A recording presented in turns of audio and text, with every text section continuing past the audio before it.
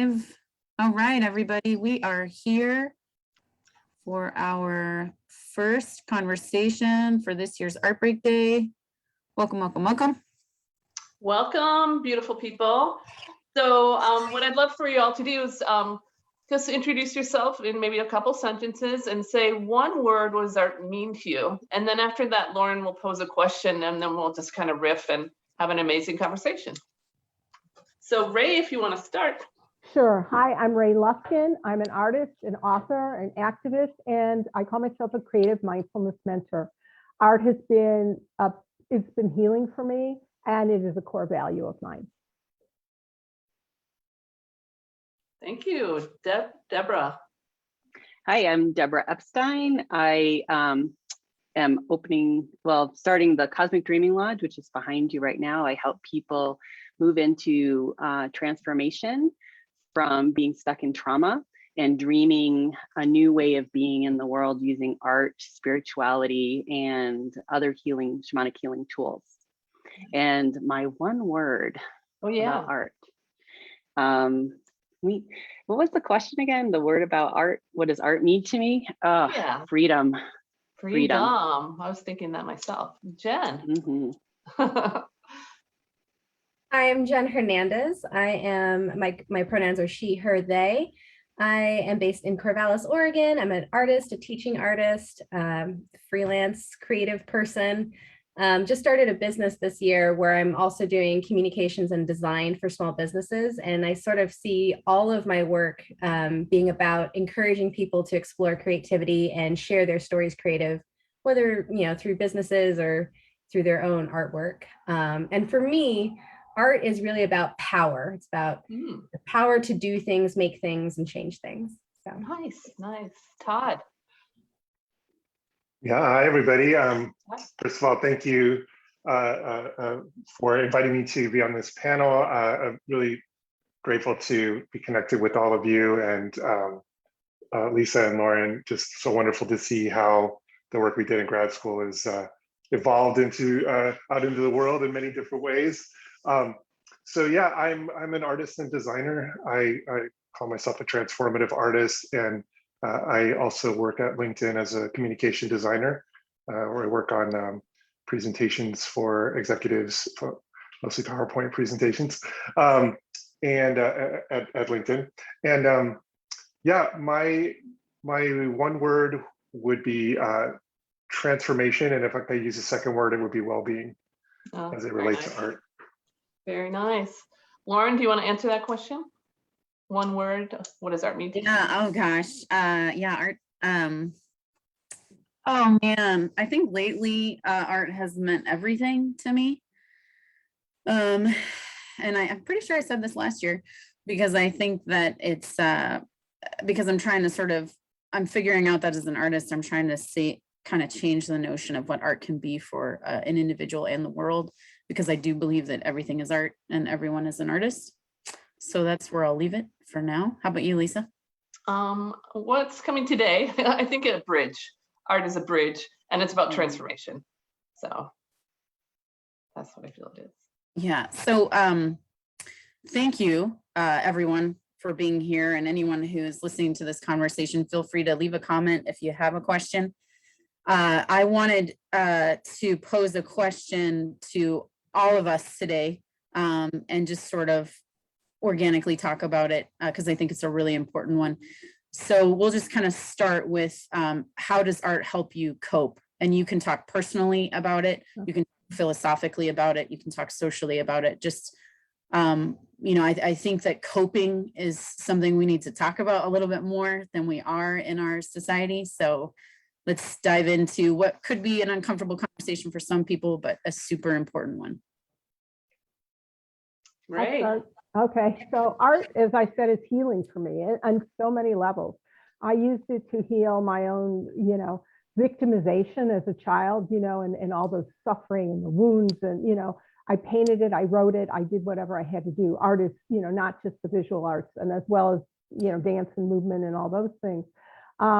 But I think today it's a great coping mechanism. And again, I believe in the power of journaling and getting mindful, so you were talking, Todd, about well-being. that's well-being for us. It's like, how can we, all the studies, the science has shown that when we write out what we're feeling and dealing with, that our blood pressure goes down, that the endorphins go up, that we feel better. And so I think that's a big piece of this. And even just writing our gratitude is a huge piece of this. I have a practice, I write gratitude every morning. And I do that. And so that's a big piece of it. And I know we've talked about scribbles and doodles as part of my healing process, and it doesn't have to be fine art. But I think the thing that's really helped me during the time of COVID was taking photographs, just going out with my camera, walking, in nature, or sitting on my balcony when I was feeling sick and icky, and just taking pictures, listening to the wind, watching the squirrels, all those things, and noticing what I needed to notice. So I think maybe the term is creativity for me rather than just art. If we are, if we're talking visual artists, but we're talking music, it's dancing.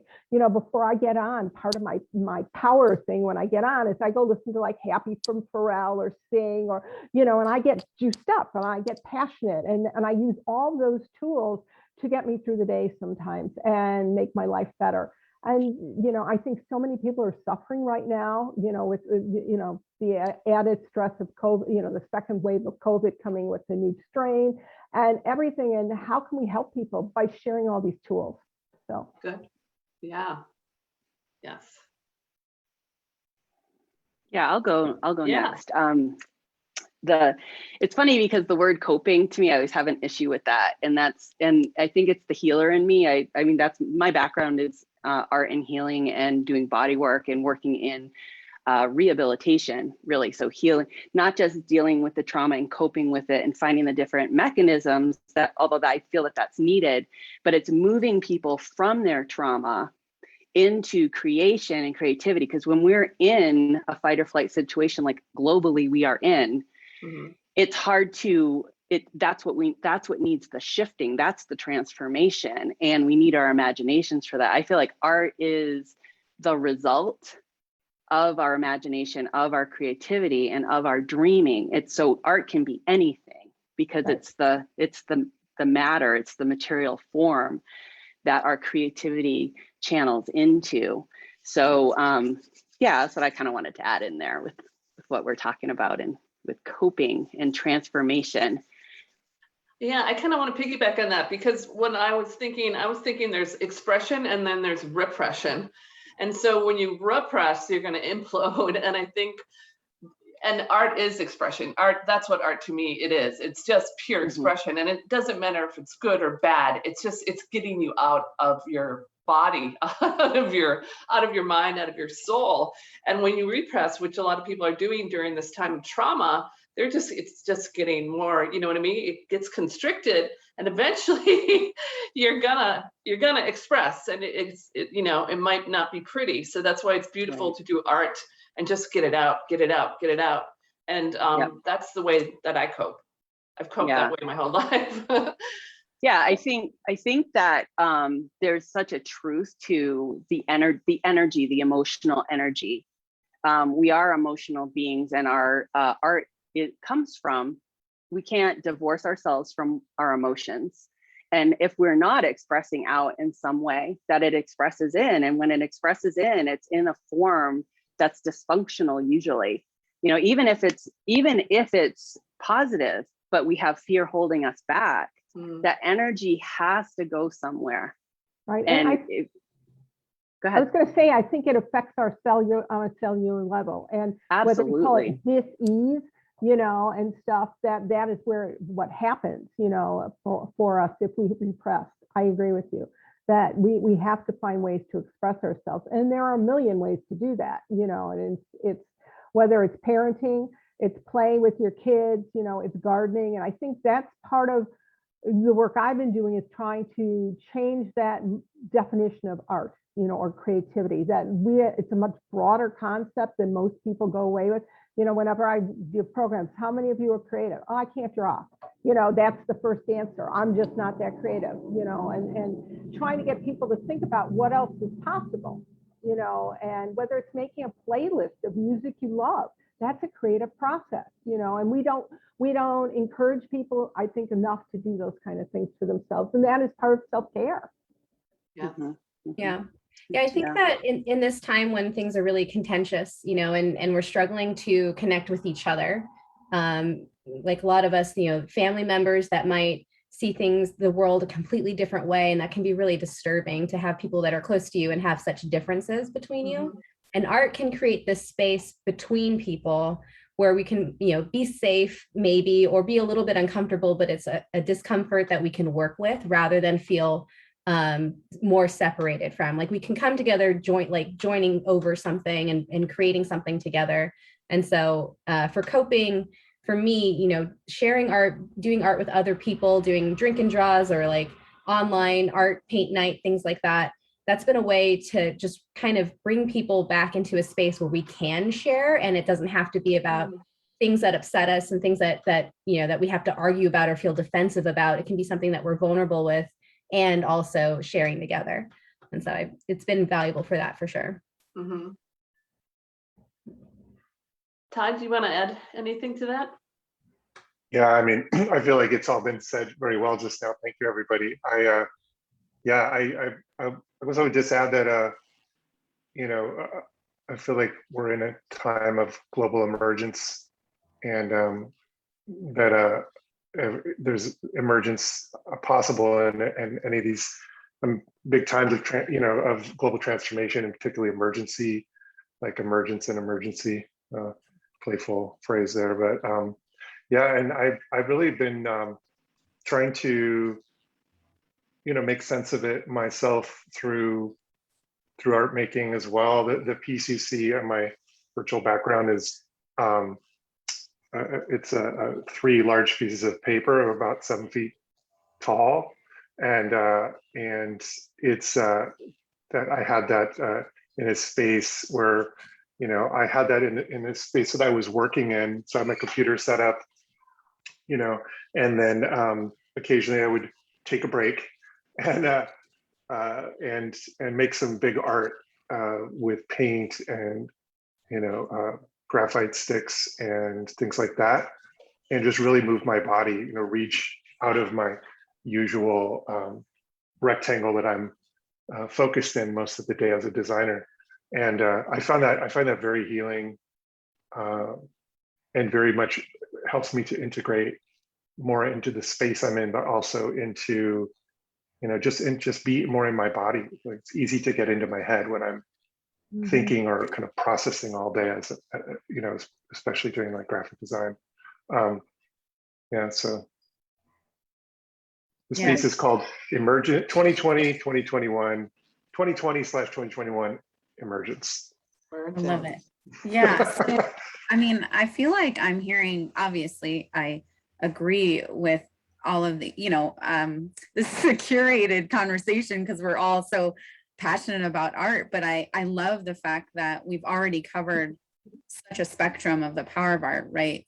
From helping you through helping you with a trauma. And then Deborah, you're talking about getting actually through a trauma. You're not talking about coping with it or dealing with it, like a lot of people like to talk about feelings, but actually being with it. And you're talking about transforming through it.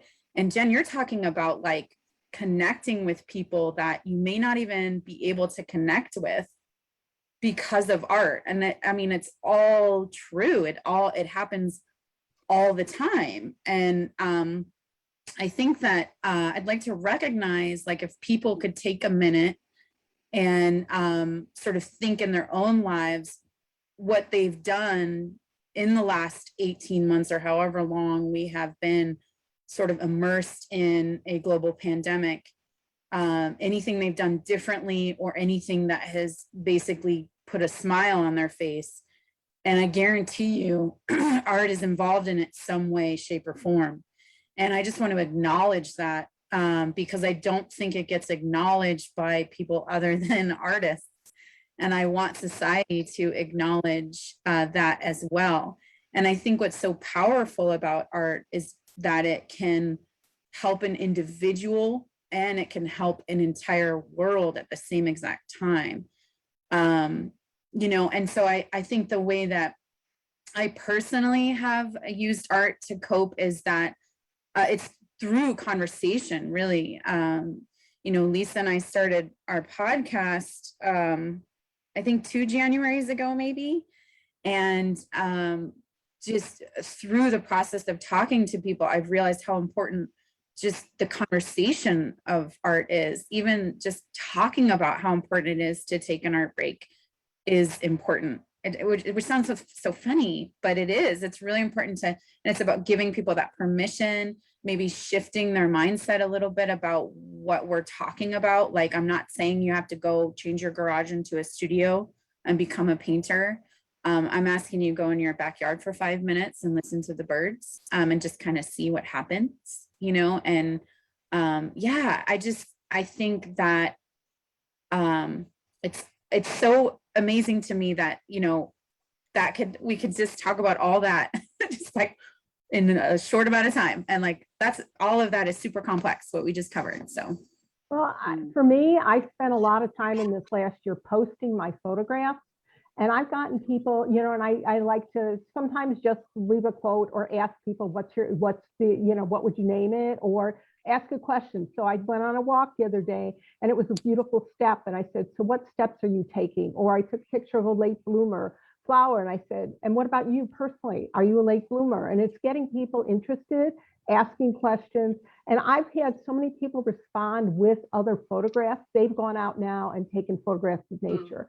And I've had people comment from all over the country, you know, even the world, saying, oh, wow, that's beautiful. Where is that? You know, especially I take pictures of Lake Michigan and they're all assuming I'm out in California on the Atlantic, on the Pacific coast. I said, no, this is Lake Michigan. It just changes really quickly. And you do feel like you're, you know, on the ocean. And so those kinds of simple changes that I did have, I've gotten so much by giving, and also I've received so much because people have commented and then they've asked and they've shared their own photographs, and it's inspired them to go on these wonderful, what I call all walks, you know, where you're out in nature and go, oh, look at that, isn't that gorgeous? And that's been a big healing tool for so many people. You know, again, I talk about it as a healing tool, but it's a connection as well. It's how do we connect in this world where we're not connected daily, you know, and seeing people. But I found that that's been really a wonderful tool for me. I love that. I love what you said about art is giving. So, because I don't think a lot of people think of that art as a gift. And Yeah. I mean, you know, what you're creating is a gift.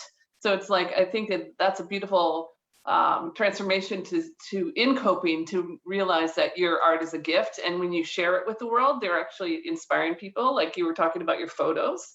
Right. That's beautiful.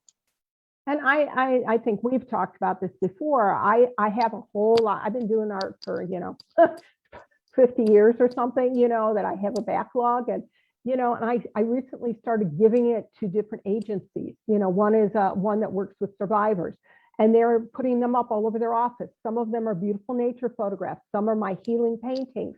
Some are, you know, just I was exploring a new medium called encaustic, and I gave them all these pieces, and I got the most beautiful note from them saying that, you know, people commented and they said, if you're ever ready to get rid of this, I'll buy it from you, you know, things like that. Not from me, but I had donated it because, again, we can inspire, and it just makes me feel good that I know my work is out there in different ways, in different arenas.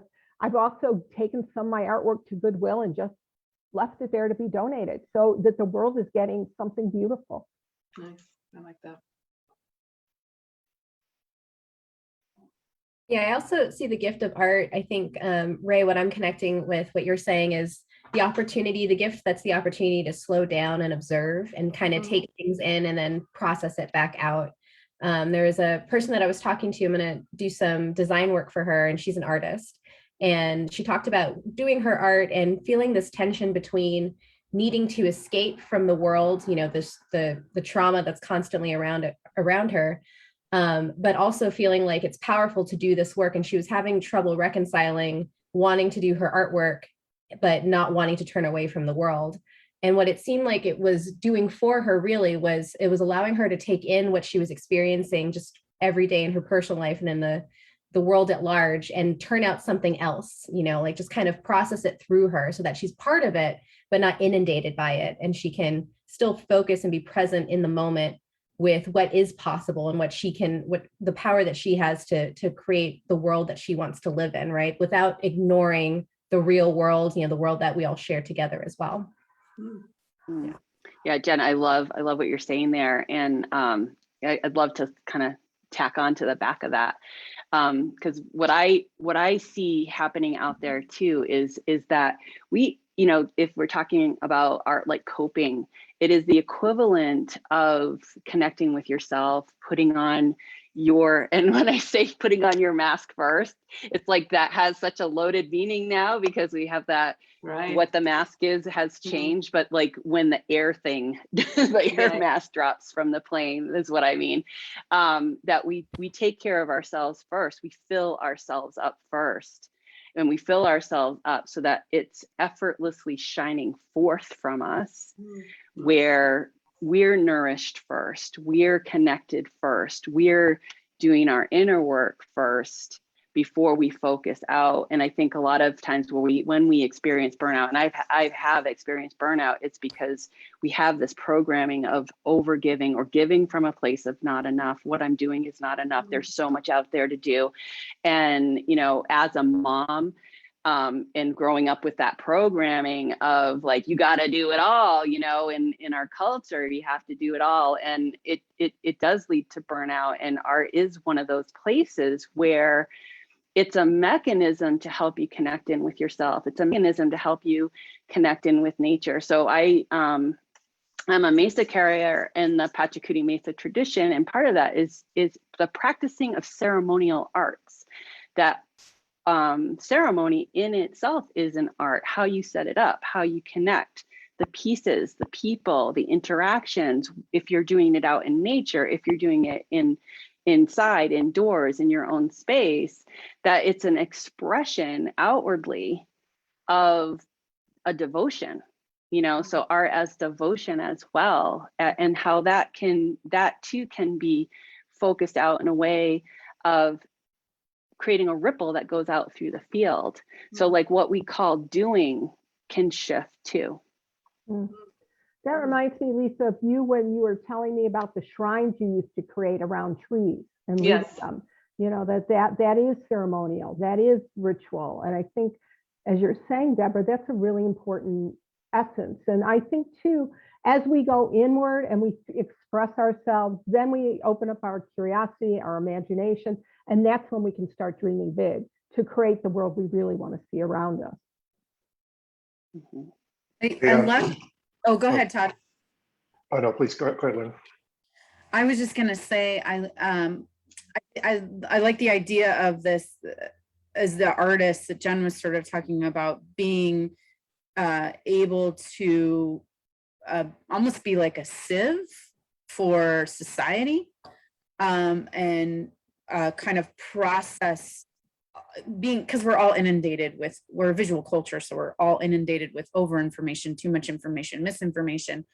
But this idea that you can use art, both as an individual or if you call yourself an artist, to process that and then put it out in a way that possibly might be more positive. I think that's really powerful as an individual practice, but also as a practice just for us as a society. Yeah, I love that. I think one of the most important things we can do for ourselves and people that we know, don't know, care about, or know, don't know, or haven't known yet, or care about, or whatever, like any levels of meta, whatever, but is to really encourage people to create safe spaces, in their home, and themselves, and in their home, and their relationships, and their communities, and their workplaces. And I think for I imagine everybody on this, a panel, and we think of a sacred space, and setting a space when we do a workshop, or we facilitate something in the corporate world, in particular in tech. I think of we talk a lot about safe, psychological safety, and creating safe spaces energetically, or even during meetings, with partners and clients. They just create a safe space to have an authentic conversation. You don't have to obviously say this is the sacred thing we're doing, but I think just being present with people and including being aware of our personas and our masks and all the different hats that we wear, and just honoring that, like, hey, this is all happening for me. I'm bringing my whole self. I'm choosing to share part of that, or express part of, share some of that expression. But I think there's a real opportunity there for small prompts, around art making, around, asking, little questions, or whether it's in a presentation or on a whiteboard, or just spoken during a meeting, or at the outset, to invite people to take a moment, to reflect on something, or, even to doodle, that kind of stuff, or even just to reflect on something creative or appreciate something creative. I think that can open the door to a lot of authentic conversations that can potentially go deeper with people that we care about, or including colleagues. Yeah, I love what you're saying about creating safety. And then what I hear in there too is the state of being vulnerable with another, also how that creates safety. And it's like, when we're talking about art, and I just, I'm mindful of the word that I'm using, create, that we're creating a space that is unseen, but it's a container, it's an unseen container for a conversation that makes you feel safe, that can allow you to be vulnerable and open to another, to have that conversation. And that to me is an expression of art, Yeah, so it's I was thinking of Jen talking about the sort of the drink and draw, not beer and draw, but drink and draw. You can drink water if you want to, but sort of, I think there's so many, again, art is such a spectrum. And I was thinking to myself in my head, how do you get started? How do you help someone who's not part of this kind of crew yet?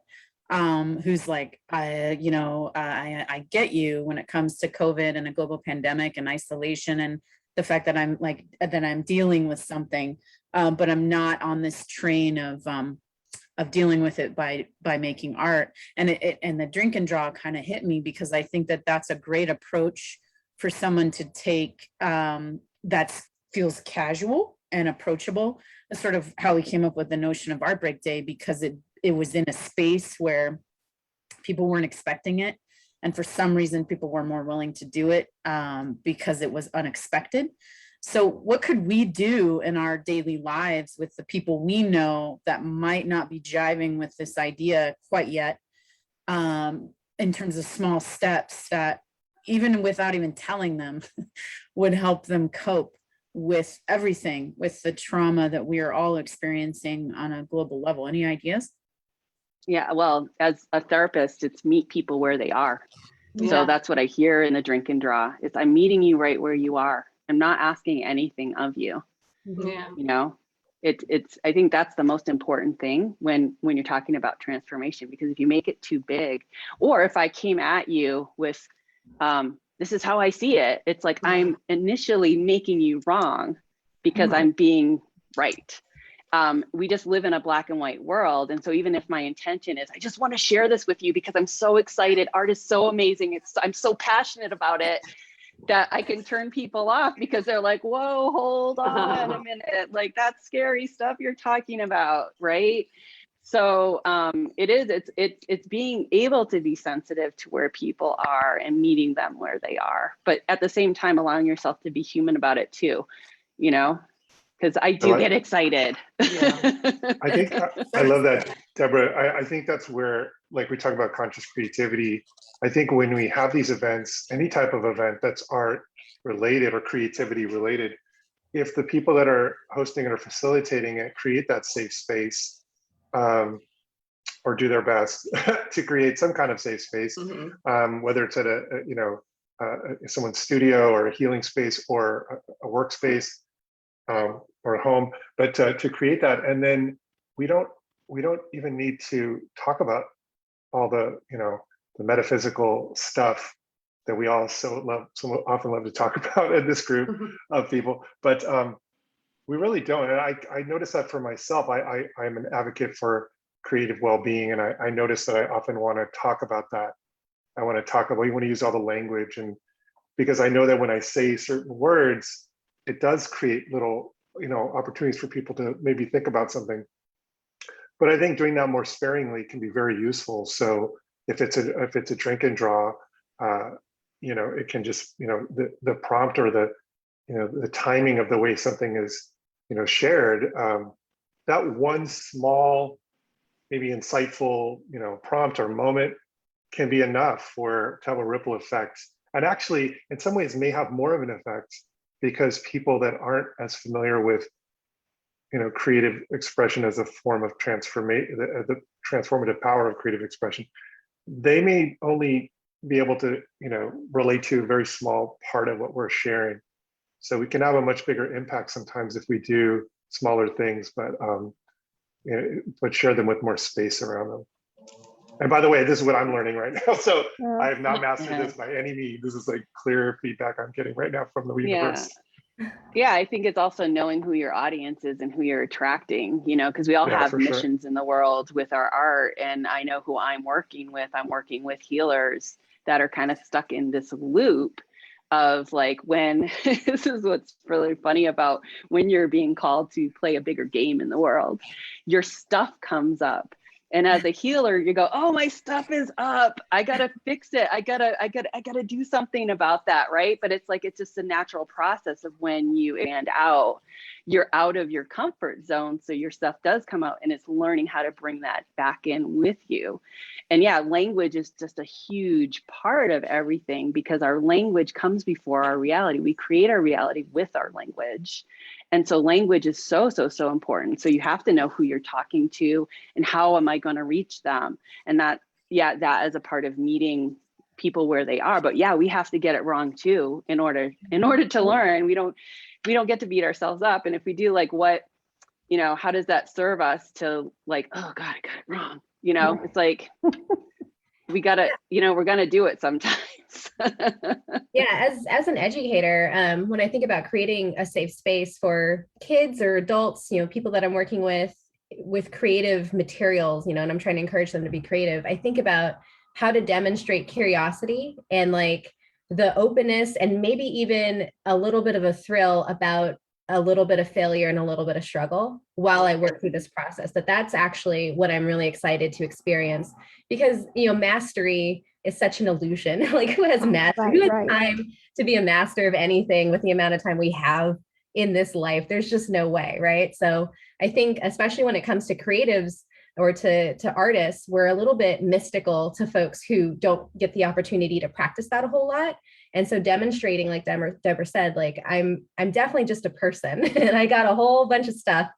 And I'm curious. So when it comes to like creating a safe space for people who aren't quite tuned in yet to their artistic side or to the opportunities of creativity, I like to demonstrate a lot of curiosity about what they do have. And so the way that they approach, if there's a mess of markers and some paper on the table, just like, let's just draw it together, and asking questions and being really open-minded. No leading questions in like, why are you doing that? You should be doing it this way. But just purely like, I am curious about that. I'm curious about you and whatever way you present yourself to me, that's going to be interesting because I'm curious, and that will feed my curiosity.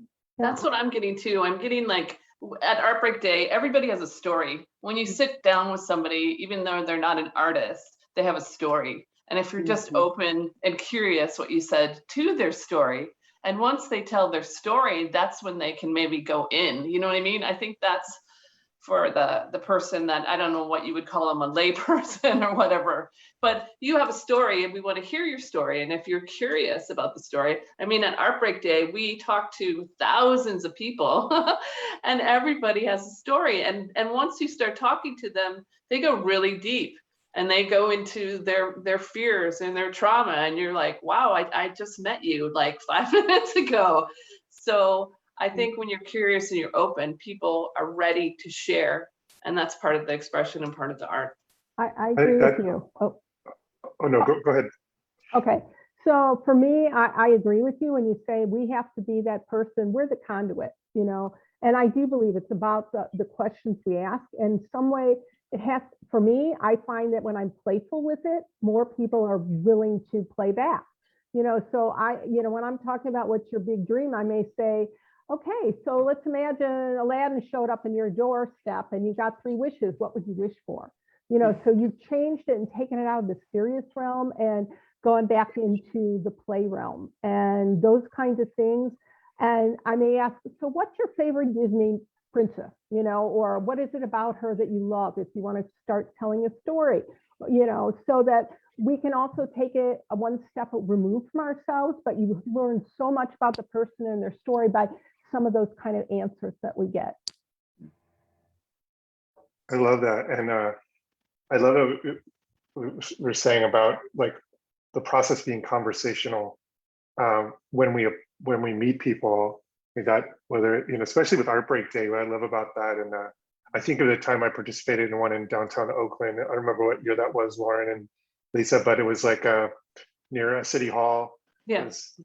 Like 2013 era. Yeah, it was like a long time ago. But I just remember seeing people, you know, experience this opportunity that I think, you know, again, like the conscious part of it is, or the awareness part of it for people is, you know, what is this? All of a sudden there's a cart, you know, just sitting there like near the BART, near the, you know, this light rail station, the BART station, subway. And it's like, here's an invitation to do something creative. And so we have a lot of like creative cultural things happening in the Bay Area, San Francisco Bay Area, and like that. So I think people are more used to seeing these kind of invitations, but it still has the effect that we're hoping for, which is that it's still like an art cart sitting near where they're on their commute or whatever, or near City Hall. And so like, even if people see this kind of thing frequently, different cultural events, and it still has the effect that we want, because it's another opportunity for people to playfully engage, and has the opportunity, the invitation to go deep if they want to.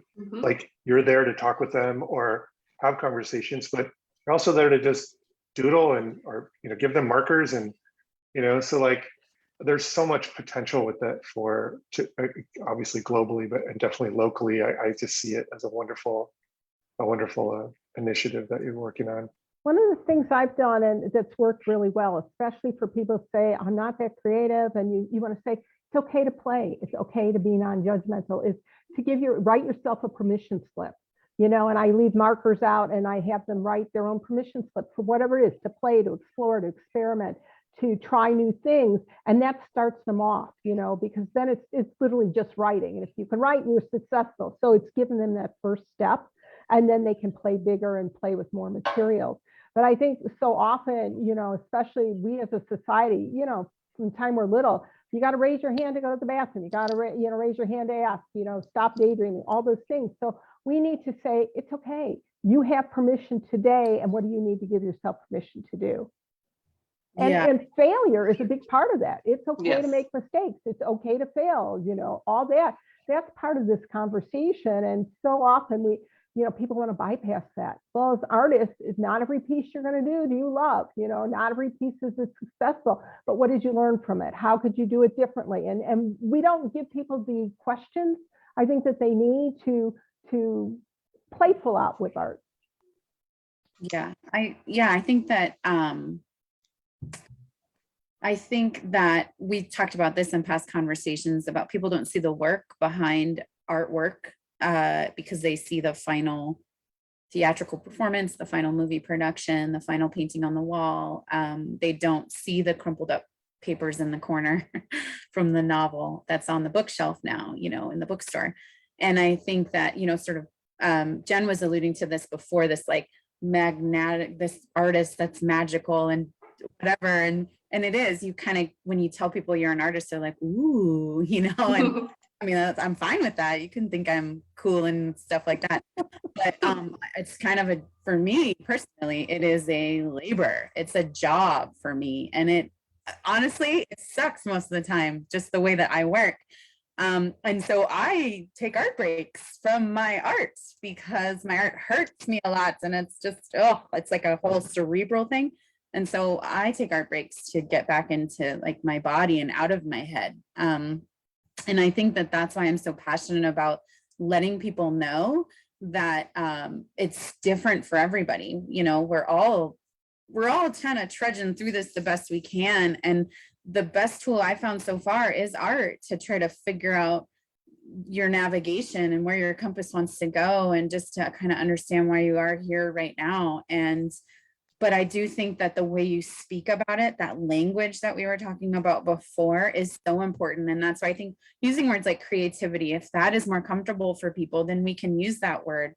My ultimate goal is to be able to say art and to have people not run away in fear, but we're not there yet. And so just to keep kind of talking about the fact that art is everything, and then it can be anything, and anyone can do it. And it's really important to do it. I think that's the part that just we keep needing to like, boop, boop, boop, boop, boop. It's really important to do it. And I love that all of us here are sort of mentioning places to do it that aren't sort of your normal accepted places to do it. You know, I love that it's normal now in Corvallis to go to a bar and doodle, or at a restaurant. And that in the Bay Area, every corner you turn, there's something happening, you know, so let's just keep going in that direction. I'd like to share a quote by Barbara Marx Hubbard. She's someone that really has inspired me in the work that I do.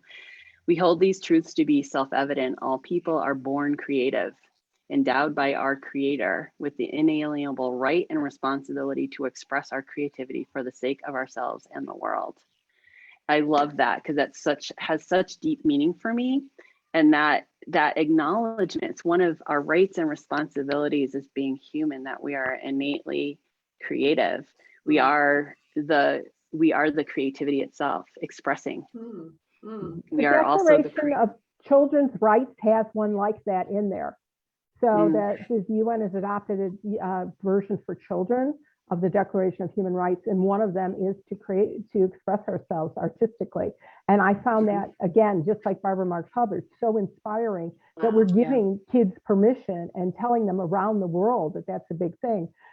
They actually had a book written by children and illustrated by children to do that. I can't remember the name, I have it somewhere, but it was beautiful how they took each one of the human rights, and they chose different art, young artists to share their ideas, what it should look like. I love that. That's so profound. Creating is a human right. It's like a basic human right. It's amazing. And it's not really something. It's just it's within you. Right. It's there. It is you. You are it.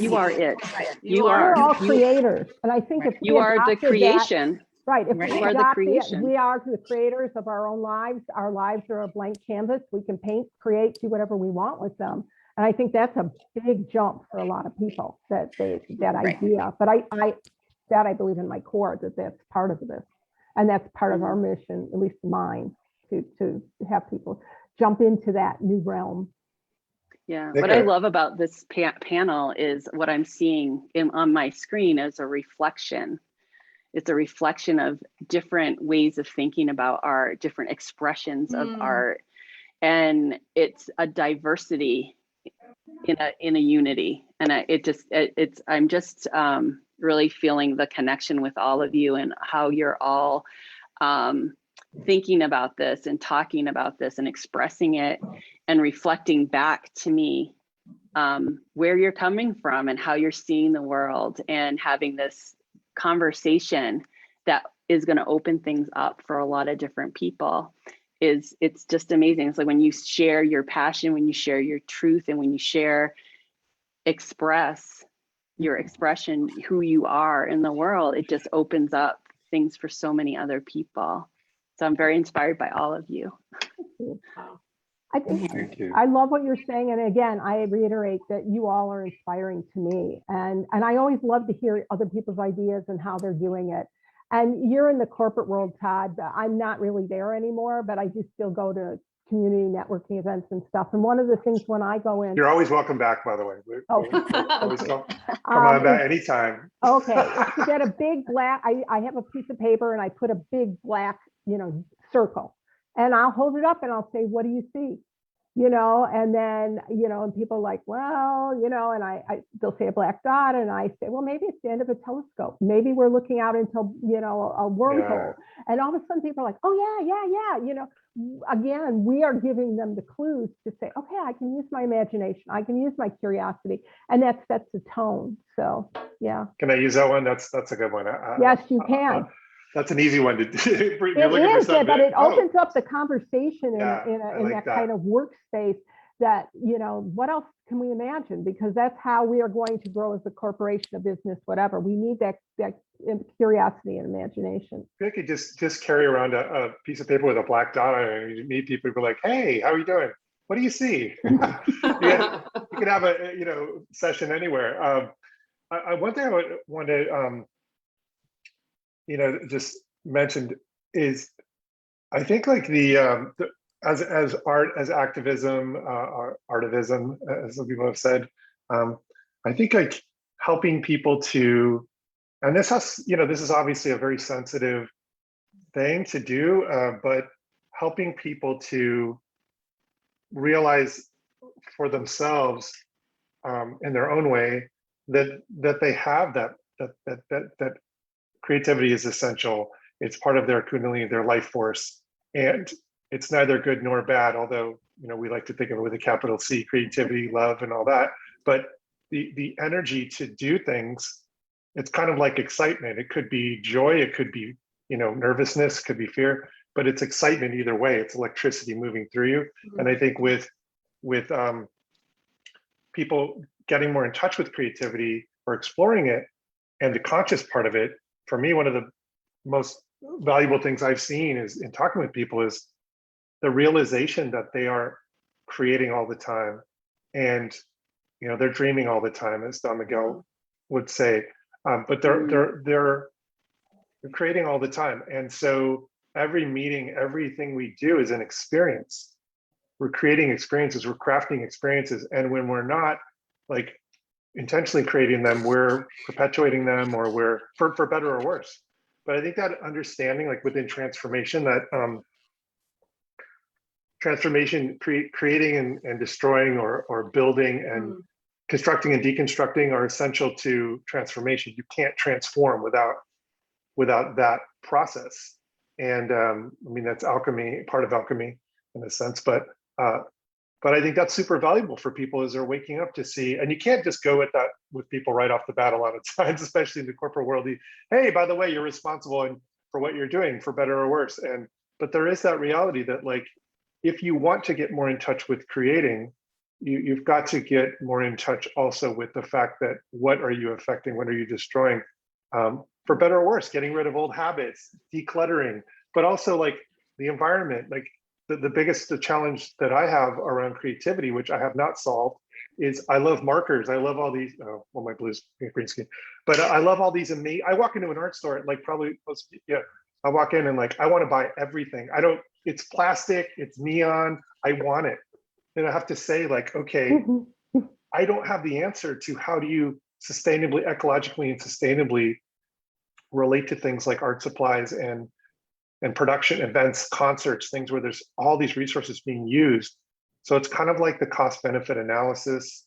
And also I think part of that, and I'll end with this, is just honoring that we're human and we've created a reality that we have to relate to and in, that there are times when we are going to need to use certain things or resources in order to have the conversation, because it's just not possible to have a conversation at scale at times without using technology. And if there's an urgency to do that for certain things, including like nonprofits and disaster relief and things like that, there's going to be a need to use creativity and things that humans have made out of plastic. The best and worst thing to happen in the 20th century. That's it for me. Thank you. I just want to say thanks to everyone for diving deep with us and kind of riding the wave of this conversation. It was awesome. And I could honestly keep talking to you for the rest of the day. If anyone has like one last thing they need to say before we say bye for now, get it in there.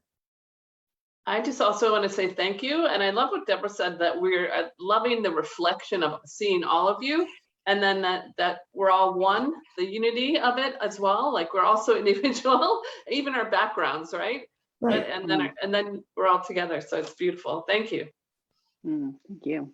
Thank you very Thank you. much. Thank you for putting your creativity out into the world and sharing it with everyone and being here. Thanks for that. Yeah, thank you, everyone. I've learned so much and I love our conversations. So thank you. They're very rich for me, as well as hopefully for everybody else, you know, as we weave this into the world, you know. So I think we each brought something uniquely different. And yet, as you said, there's a wholeness to it that once we put all the elements together, we reflect the world. So thank you. Oh, Yeah. Thank you, Well, everybody. yeah, thank you. Yeah, I'm going to put everybody's information in the comments so you all can connect with each other outside of this Awesome. conversation, as well as anyone who wants to follow up with any of us with further questions or wants to join the conversation. Yeah, so man. happy Art Break Day. Happy Art Break Day. So go take an art break, or if this was your art break, that's cool too. Just let us know. And yeah, well, I'm sure we'll talk to all of you again soon. Yeah, thank you so much. It was beautiful. So- Beautiful. Beautiful. Thank you, everyone. Quite an honor to be here with all of you. Yes.